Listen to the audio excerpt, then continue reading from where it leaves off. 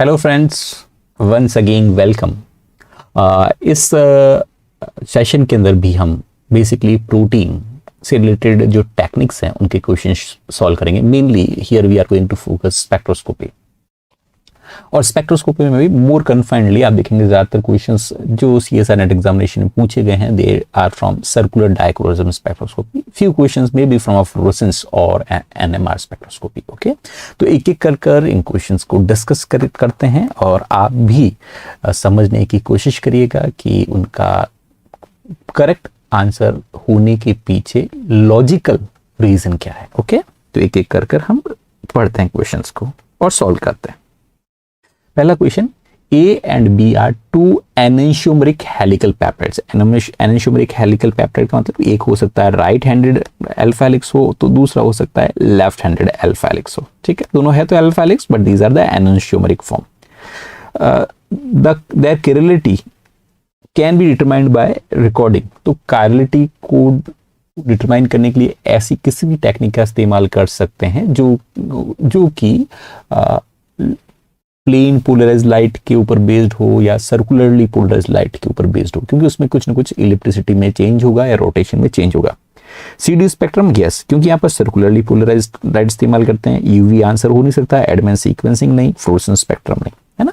तो पोलरिमीटर हो सकता था, ऑप्टिकल रोटेटरी डायकोरिज्म हो सकता है इसका आंसर, सर्कुलर डायकोरिज्म का आंसर है जो यहाँ पर दे रखा है। आगे नेक्स्ट क्वेश्चन की बात करते हैं। 218 residue helical peptides A and B are enantiomers. वापस वही हेलिकल पेप्टाइड्स हैं, वापस एक अल्फा राइट हैंडेड एक लेफ्ट हैंडेड हो सकता है। उनको कैसे डिस्टिंग्विश करेंगे? वापस सेम आंसर है, circular dichroism spectroscopy. So examining their circular dichroism spectrum, क्योंकि आप थोड़ा सीडी पढ़ा होगा तो आप राइट हैंडेड अल्फा हेलिक्स है तो उसका सीडी स्पेक्ट्रम कुछ इस तरीके का आपको दिखाई देगा अगर राइट हैंडेड अल्फा हेलिक्स है। ठीक है, और अगर लेफ्ट हैंडेड है तो उसका स्पेक्ट्रम कैसा दिखाई देगा? उसका स्पेक्ट्रम कुछ इस तरीके का आपको दिखाई देगा अगर वो लेफ्ट हैंडेड अल्फा हेलिक्स है, लेफ्ट हैंडेड अल्फा हेलिक्स। तो आराम से आप डिस्टिंग्विश कर सकते हैं। इधर की तरफ क्या है? यूवी रेज है, इधर की तरफ क्या है? इलिप्टिसिटी थीटा की वैल्यूज है। ठीक है, तो उसको हम डिस्टिंग्विश कर सकते हैं। आंसर हो गया fourth. Next, an optical measurement of protein is taken both before and after digestion of protein by protease। So let's say this is a protein जिसको हमने protease से ट्रीट कर दिया और छोटे छोटे फ्रेगमेंट्स बन गए हमारे पास। ठीक है, in which of the following spectroscopic measurement the signal change that is before versus after protease treatment could be maximum। तो ऑब्वियसली जो प्रोटीन का टर्शियरी स्ट्रक्चर या सेकेंडरी स्ट्रक्चर डिटरमाइन करते हैं उनके अंदर ऑब्वियसली सबसे ज्यादा चेंजेस देखने को मिलेंगे। एब्जॉर्प्शन पर कोई ज्यादा फर्क पड़ेगा नहीं, या सर्कुलर डायकोरिज्म पर जरूर फर्क पड़ेगा, क्योंकि पेप्टाइड कट होने के बाद जैसे पहले सेकेंडरी स्ट्रक्चर्स थे बाद में भी जो शॉर्ट फ्रेगमेंट्स हैं सेम तरीके के सेकेंडरी स्ट्रक्चर अडॉप्ट करें, नॉट नेसेसरी। एब्जॉर्बेंस में कोई फर्क नहीं पड़ेगा, फ्लोरेसेंस वैल्यू में कोई बहुत ज्यादा फर्क नहीं पड़ेगा। Next, denaturation of an highly helical protein have disulfide। denaturation of highly helical protein मतलब बहुत ज्यादा helical protein था, having कुछ जगहों पर डाइसल्फाइड बॉन्ड भी थे, जिसमें दो जगहों पर कहीं पर फिनाइल एलेनिन भी है। Can be monitored as function of temperature, यानी टेम्परेचर के साथ साथ ये डीनेचुरेट होगा। किस टेक्निक से? वापस थर्मल डीनेचुरेशन हो रहा है, हेलिकल स्ट्रक्चर है वो रैंडम कॉइल में कन्वर्ट हो रहे हैं नहीं हो रहे। कौन सी टेक्निक इस्तेमाल करते थे फ्रेंड्स? ये तो डायरेक्ट है, we use circular dichroism spectroscopy. So answer वापस recording the circular dichroism spectra at various temperature. So temperature pH के साथ सेकेंडरी स्ट्रक्चर में क्या चेंजेस आ रहे हैं उनको हम कैसे पढ़ सकते हैं? सर्कुलर डायक्रोइज्म स्पेक्ट्रोस्कोपी से। अगले क्वेश्चन की तरफ देखते हैं। Which of the following statement regarding protein is correct? N sigma. अच्छा, ट्रांजिशंस की बात की तो थोड़ा बहुत ट्रांजिशन के बारे में आपको पता होना चाहिए कि जो आपके पास ये सिग्मा हो गया, उसके बाद यहाँ पर पाई इलेक्ट्रॉन्स, फिर यहाँ पर एन, फिर वापस पाई स्टार, फिर उसके बाद सिग्मा स्टार आ गया। ठीक है, n to sigma star transition require less energy. N to sigma star requires less energy as compare to n to pi. नहीं, एन टू पाई में कम एनर्जी चाहिए, तो उल्टी बात होगी। N2 pi transitions require more energy। N2 pi star require more energy than pi to pi star। pi to pi star नहीं, पाई to pi star में ज्यादा एनर्जी चाहिए, ये बात भी गलत हो गई। n to pi star transitions, that is n to pi star transitions requires less energy than n to sigma stars. Yes, क्योंकि n to pi star में तो इतनी चाहिए और n to sigma star में इतनी चाहिए, ये बात तो सही है। और n to sigma star के ट्रांजिशन जैसे हम सर्कुलर डाइक्रोजन स्पेक्ट्रोस्कोपी में पढ़ते हैं वह फार यूवी रेंज में लाई करते हैं और वो सर्कुलर डाइक्रोजन से पढ़ सकते हैं, तो आंसर हो गया हमारा ऑप्शन 3। ठीक है, next question, the amino acid alanine has a high propensity to occur in helical conformation. CD spectrum of an equimolar concentration of 220 residue peptides, जिसमें या तो L-alanine बना हुआ है या D-alanine। तो L-alanine से सपोज राइट हैंडेड हेलिक्स बना और D-alanine से लेफ्ट हैंडेड हेलिक्स बन गया होगा, ये L फॉर्म ऑफ एलेनिन और D फॉर्म से।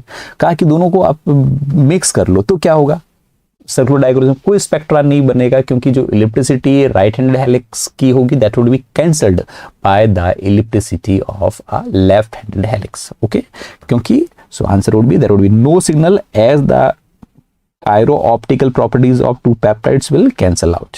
ठीक है, ये बिल्कुल रेसिमी मिक्सचर जैसी बात हो गई सर्कुलर डाइक्रोजन स्पेक्ट्रोस्कोपी के लिए भी।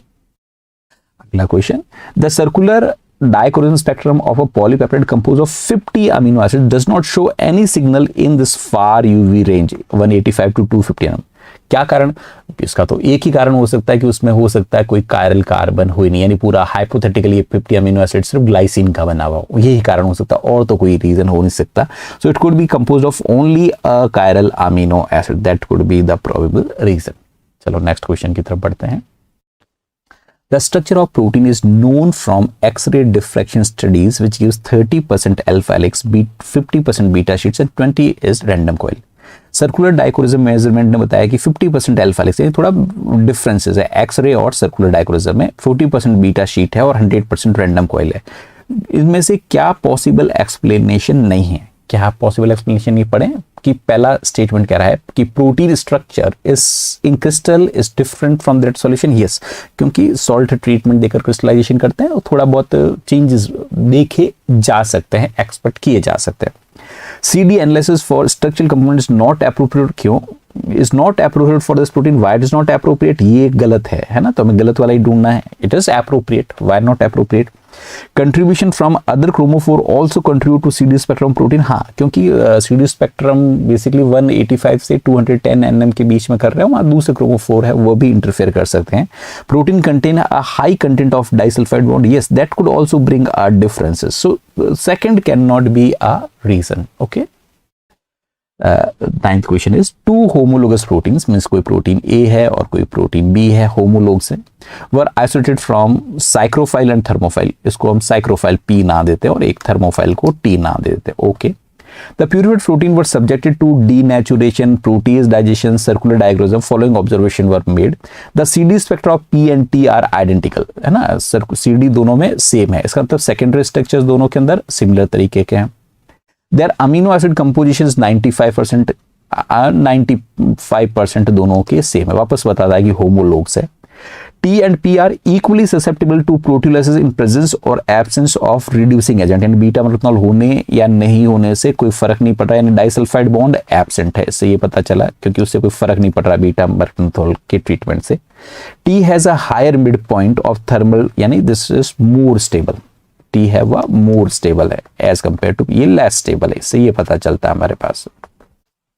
अब क्या कहा गया है, the reason for NS stability of T is due to altered secondary structure, नहीं, सर्कुलर डाइक्रोजन स्पेक्ट्रोस्कोपी ASE है, इसलिए सेकेंडरी स्ट्रक्चर में कोई ज्यादा चेंजेस नहीं है। Increase number of disulphide bond, नहीं, डाइसल्फाइड बॉन्ड का कोई लफड़ा नहीं है, क्योंकि आप देख रहे हैं बीटा मैथनॉल की एब्सेंस प्रेजेंस में कोई बहुत ज्यादा फर्क नहीं आ रहा है। Increase in water of hydration, नहीं, वाटर ऑफ हाइड्रेशन से स्टेबिलिटी पर फर्क नहीं पड़ेगा। Increase in number of salt bridge, yes, that salt bridge का मतलब क्या है दोस्तों, यहाँ पर इलेक्ट्रोस्टैटिक इंटरेक्शंस, हो सकता है कि जो थर्मोफाइल है उसमें इलेक्ट्रोस्टैटिक इंटरेक्शन ज्यादा हो, जिसकी वजह से उसका TM है वह ज्यादा, तो आंसर हो गया हमारा ऑप्शन 4। ठीक है, चलो नेक्स्ट क्वेश्चन की तरफ चलते हैं। Which one of the following statement is correct? पहला, electrospray ionisation mass spectrum of a compound can be obtain only if it has net positive charge at pH 7.4, नहीं, ऐसा कोई जरूरी नहीं है, आइसोलेटेड पॉइंट वेरिएबल हो सकता है, पॉजिटिव नेगेटिव कुछ भी हो सकता है। Second, helical content of tryptophan containing peptide can be obtained by examining fluorescence spectrum of tryptophan. Fluorescence spectrum को पता कर हम हेलिकल कंटेंट नहीं पता कर सकते, ये बात भी गलत है। The occurrence of beta sheet in a protein can be inferred from its circular, circular dichorism से हम alpha helix, beta sheet, random coil, reverse turn सब के बारे में पता कर सकते हैं। थर्ड 100% सही है।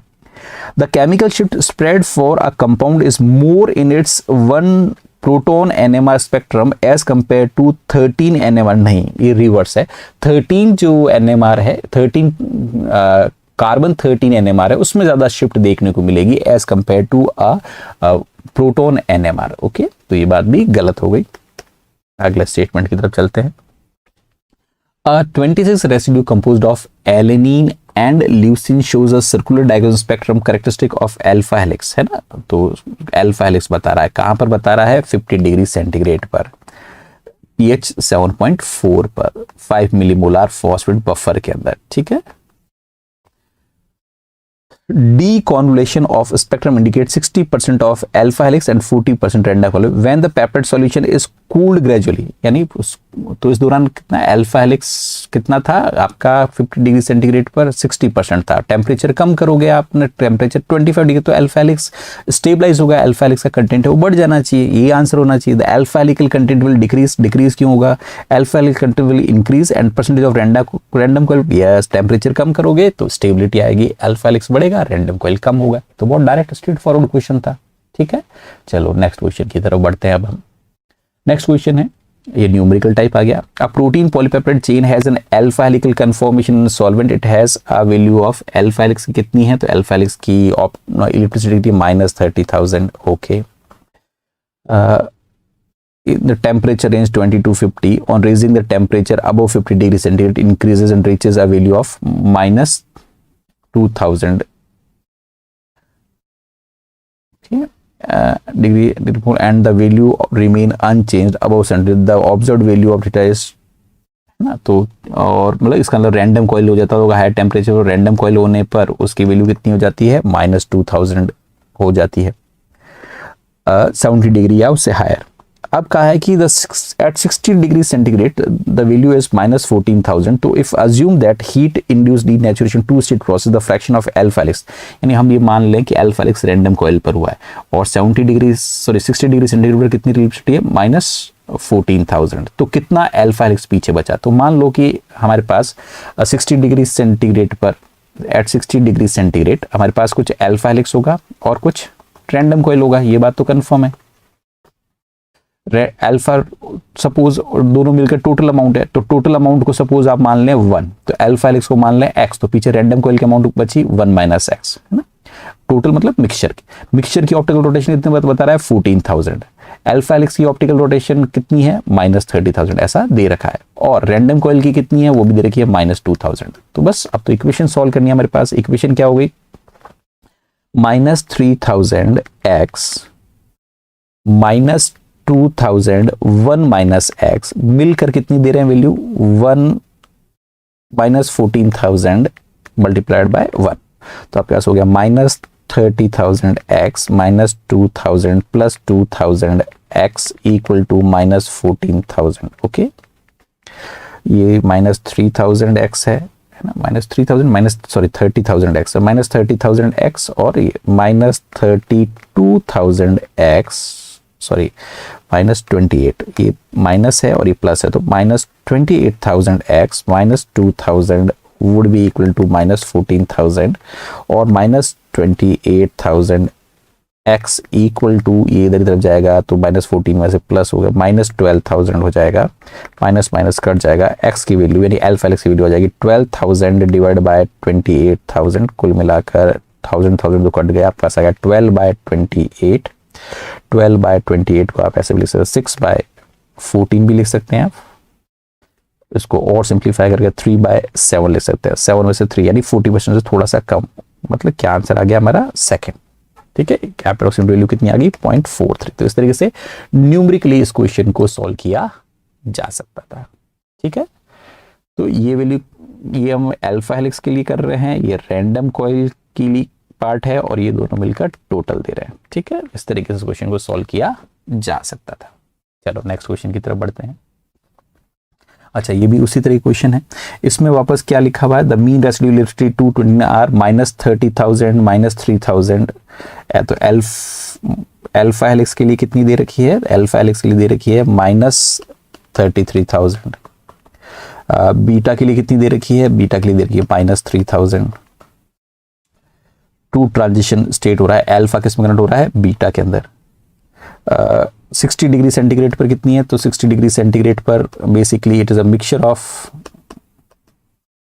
Mixture of alpha and beta. और कितनी रोटेशन दे रहा है ये, -18,000। तो हमें क्या पता करना है कि कितना अल्फा हेलिक्स बीटा में कन्वर्ट हो गया, ये हमें पता करना है। तो बहुत वापस सिंपल सी इक्वेशन है कि suppose alpha helix plus beta sheet मिलकर टोटल दे रहे हैं। अल्फा हेलिक्स कितना अमाउंट, उसको x मान लें, इसको 1 - x मान लें, टोटल को आप 1 मान लें। अल्फा हेलिक्स की वैल्यू कितनी है, -33,000 है, और इसकी वैल्यू कितनी है, -3,000 है।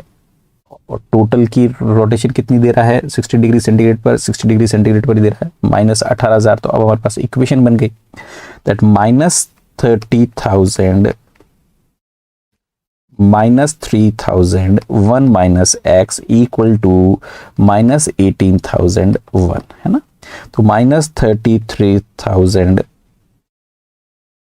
ये x -3,000 plus 3,000 x equal to -18,000 -33,000 x plus 3 है, तो ये कुल हो गया 30,000 x इक्वल टू, वो उधर तरफ चला गया तो -18 -15,000, माइनस कट गए, तो x would be equivalent to 15,000 divide by 30,000 यानी वैल्यू हाफ यानी 0.5। तो x इसको माना था हमने, x माना था अल्फा हेलिक्स को।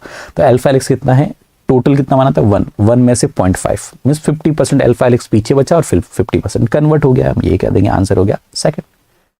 तो 1 में से कितना 0.5, तो 1 में से 0.5 कितना होता है 50%। ओके, तो 50% पीछे बचा है, इसका मतलब 50% है वह कन्वर्ट हो गया। लो अगला क्वेश्चन वापस न्यूमेरिकली इसी तरीके का है, बार बार सेम तरीके न्यूमेरिकल आ रहा है। मीन इलेक्ट्रिसिटी किस किस की है, अल्फा हेलिक्स, बीटा शीट और रैंडम कॉइल।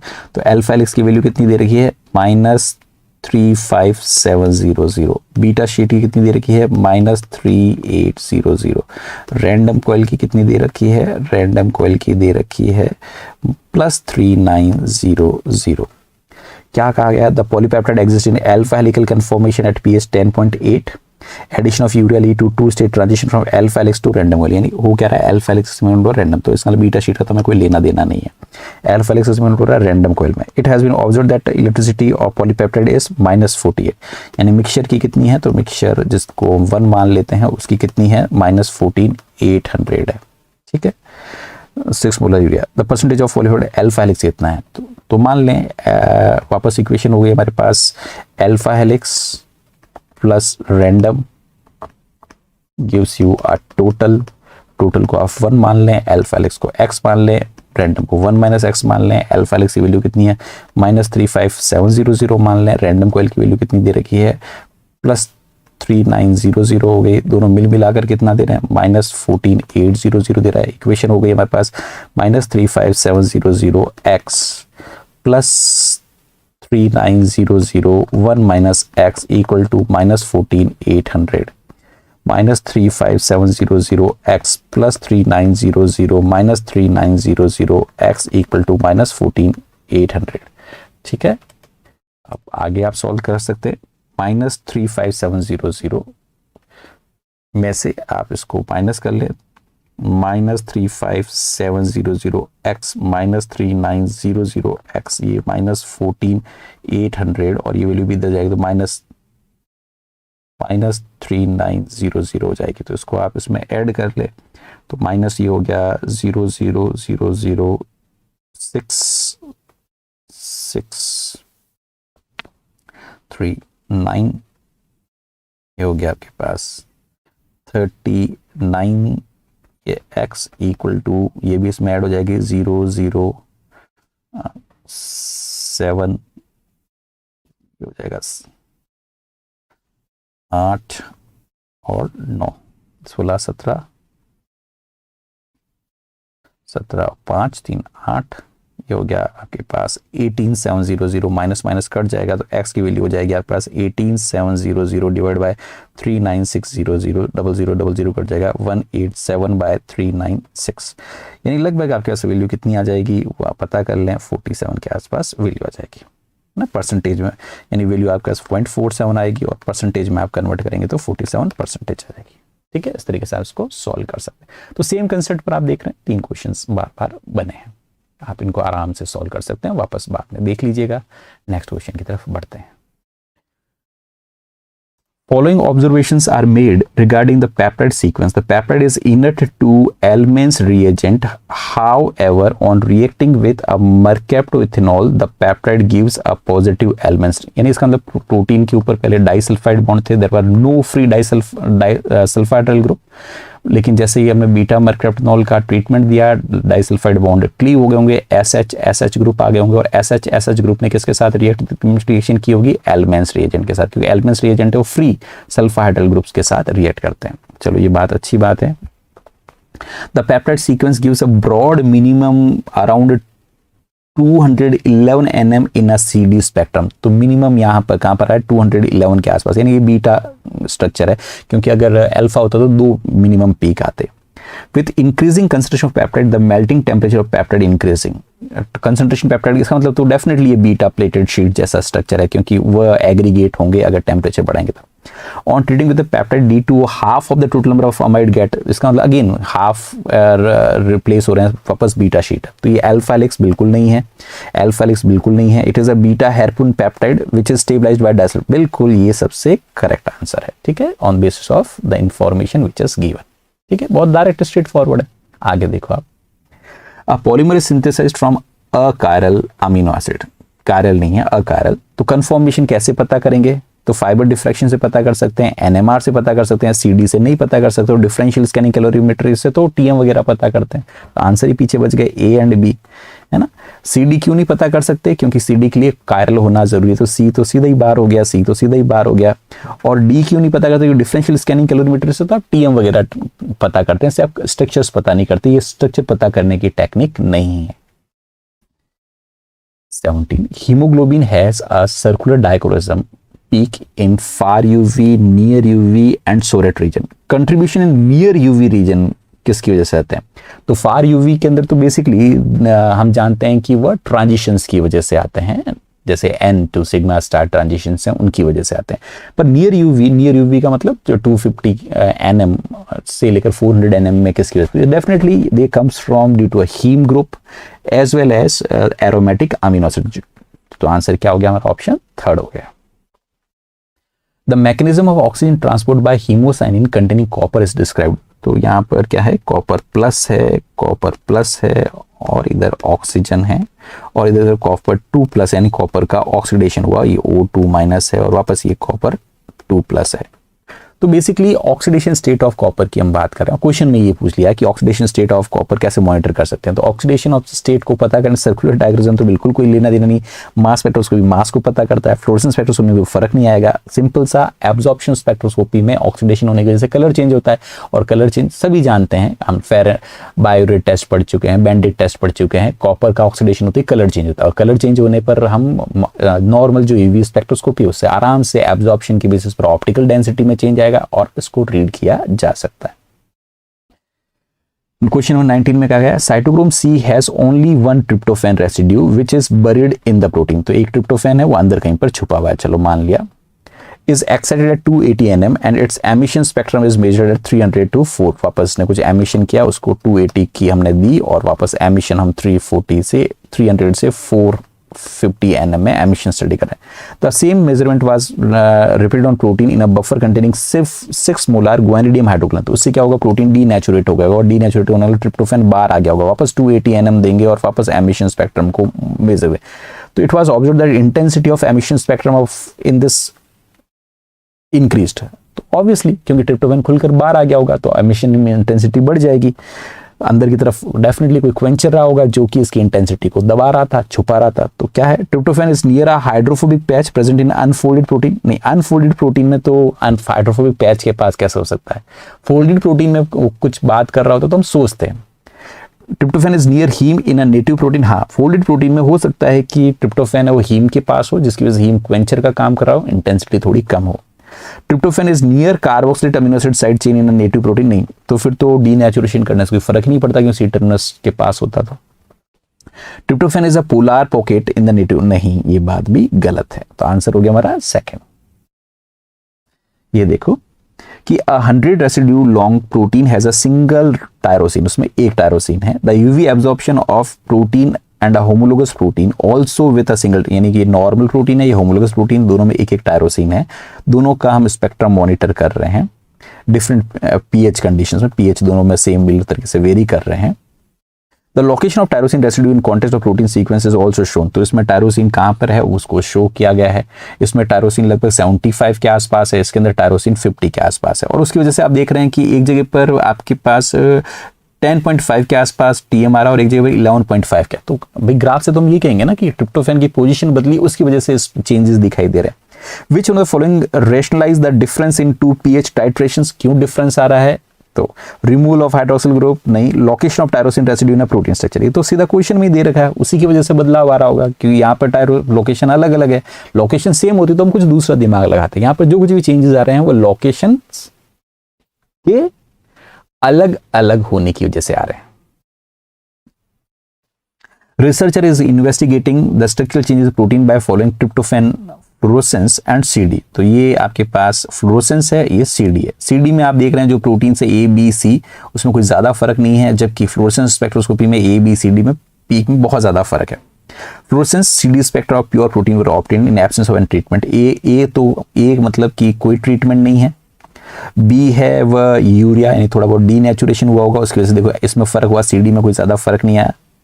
सी है वह अक्राइलामाइड की वजह से है। डी है वह हीटिंग की वजह से, ये शो किया गया।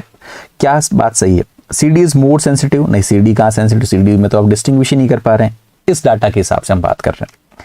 Fluorescence is more sensitive to structural changes than CD. Yes, fluorescence में आप देख रहे हैं कितना ज्यादा चेंज दिखाई दे रहा है डिफरेंट ट्रीटमेंट्स करने पर। बिल्कुल सही बात है। तो इसका आंसर क्या हो गया फ्रेंड्स, सेकंड हो गया। Question number 22, from the following statement choose the correct statement. Correct statement को चूज करना है।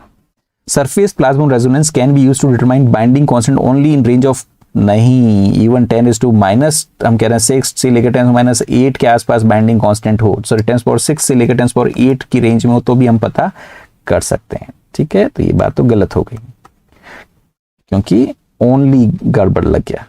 De novo sequencing is not possible by mass spectroscopic method. क्यों, मास स्पेक्ट्रोस्कोपी में टेंडम मास स्पेक्ट्रोस्कोपी से सीक्वेंसिंग कर ही सकते हैं, इसलिए भी गलत है। तो ए गलत, बी गलत, ए गलत, बी गलत, पीछे एक ही बचा सी डी। फिर भी एक बार सी डी को रीड कर लेते।